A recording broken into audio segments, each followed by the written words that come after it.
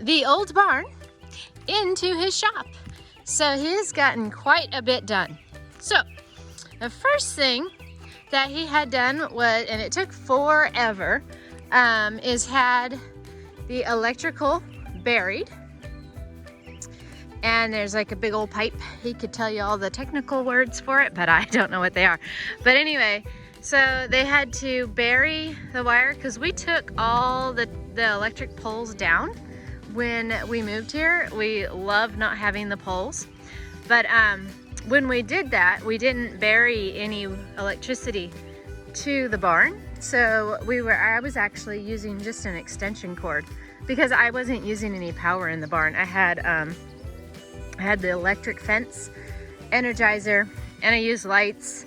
And during the summer, off and on, I would turn on a fan.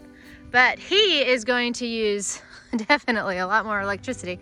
So all these little white lines that you see is where the electric wire is buried. It was bored under, and they had to bore it under the driveway, which is why my husband didn't do it, because if he would have done it, which he could have because he has the trench digger, which he's done a lot of trenching. He did tons of trenching to take water and electricity to my new barn. But anyway, we didn't want to tear up the driveway. So we had the boring company come, and it took forever, like I said, like probably 8 months. And they bored under the driveway so you can't even tell that there's wire under there. And then it goes all the way to the electric, is that meter? Is that what that is? Well, the meter's not on there. The meter's on the part that's buried. So I guess it's just the box, the electric box. But anyway, he got a little bit of videos while they were doing that. So I will enter them in now so you can see what he got of them actually doing the work.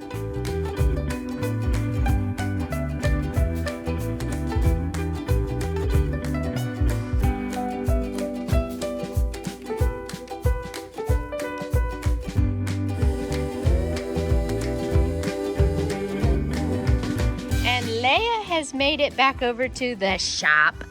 She is a creature of habit, and she's like, this is where I belong. It just doesn't feel right over there. But at least she knows her food's at the new barn, so I'm sure she works her way over there to get some food. So I'm going to show you now what my husband has done to the inside of the shop. And I'm going to insert some videos that he actually took of what he had done, and then I'm going to take you in there and show you what it looks like now. So here is what he got of what he's doing inside the shop.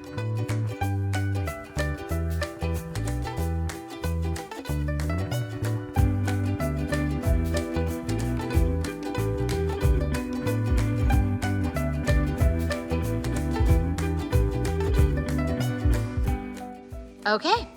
And now you see where they have gotten so far. It looks amazing. It looks completely different. It's just crazy to think that when we came to look at the property when it was for sale, there were 2 horse stalls right here, stall doors, and out here was the run-in shelter for the horses to come in and get out of the weather, get away from the flies, and stand by the fan. But my goodness, just the coat of primer that he has put on here is improved this whole entire area so much. It looks fantastic.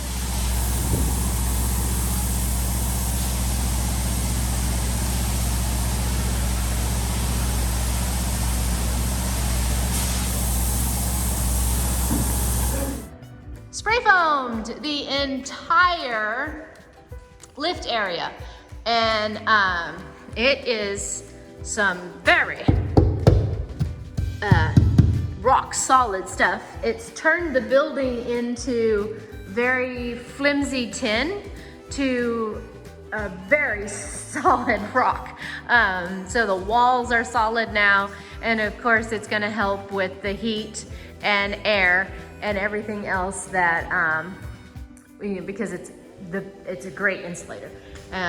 Anyway, so he has the foam insulation up and done, and all of the shop area where he's gonna have all of his fun stuff that he's gonna be working on primed. He is.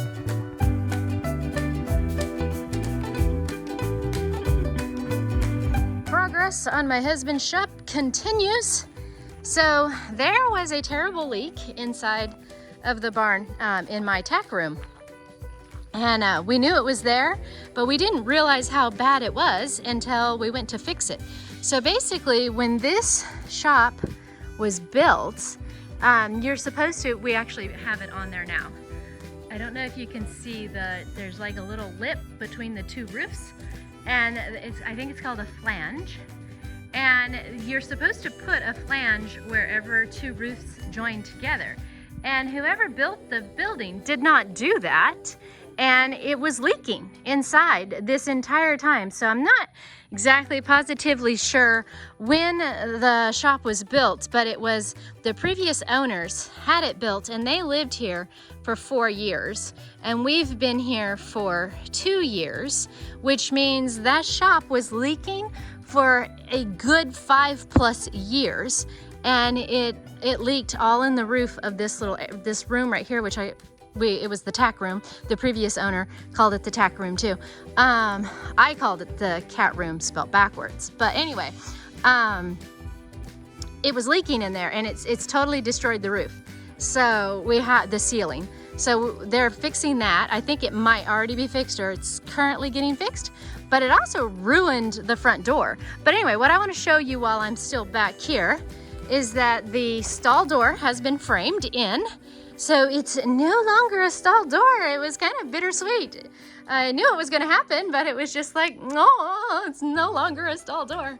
But it is completely framed in, and it's a solid wall. So another, oh, it's not a horse barn anymore moment is going to be when they close all of this in. And so this is all going to be closed in for spray booth area. So anyway, this is what they've gotten done so far. They have painted and primed the entire building. And all right, so this is where the stall door used to be, and now it's a part of the wall.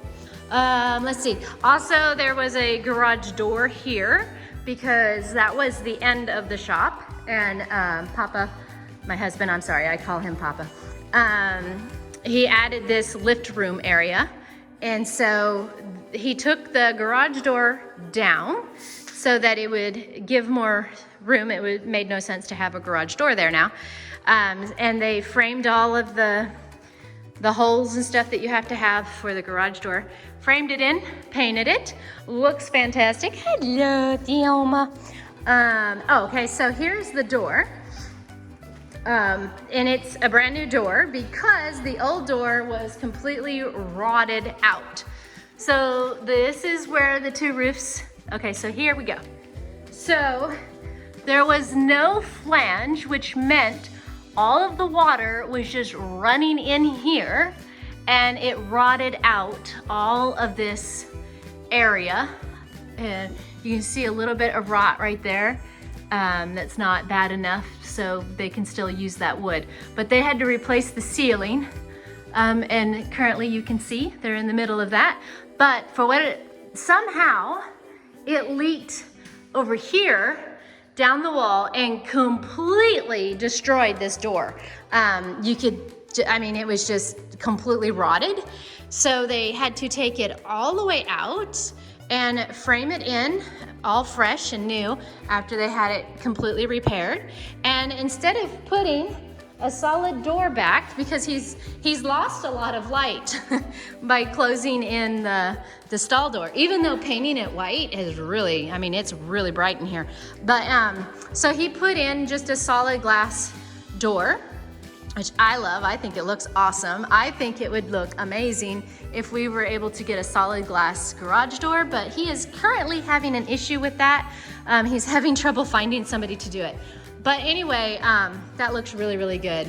And it's just gonna look so nice in here when he gets all of his stuff. But anyway, this is where he is currently at the moment with his garage door. With his shop.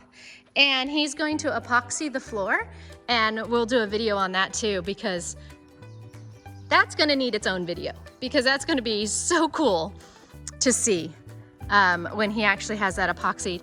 It's gonna be like a shop floor epoxy.